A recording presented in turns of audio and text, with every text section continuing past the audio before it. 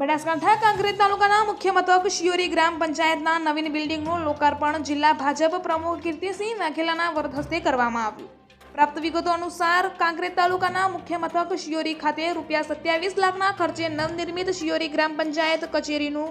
લોકાર્પણ બનાસકાંઠા જિલ્લા ભાજપ પ્રમુખ કીર્તિસિંહ વાઘેલાના વરદ હસ્તે કરવામાં આવ્યું હતું, જેમાં પંડિત નાનુભાઈ દ્વારા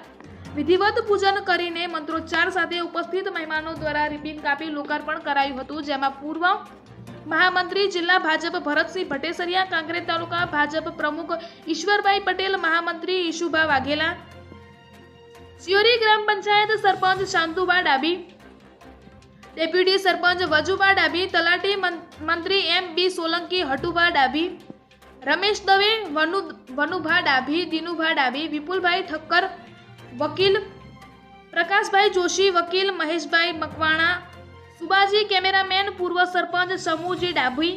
મુકેશભાઈ કનાની, દિનેશ ઠક્કર, અરવિંદ ગોહિલ સહિત મોટી સંખ્યામાં લોકો હાજર રહ્યા હતા અને દીપ પ્રાગટ્ય બાદ કાર્યક્રમને ખુલ્લો મૂકવામાં આવ્યો હતો, જેમાં ભારતીય જનતા પાર્ટીએ વિકાસના કામોની યાદી જાહેર કરી હતી। ત્યારે હવે આવનારા દિવસોમાં લોકસભાની ચૂંટણીમાં ભાજપનો વિજય રથ આગળ વધે તેવી શુભેચ્છા પાઠવવામાં આવી હતી।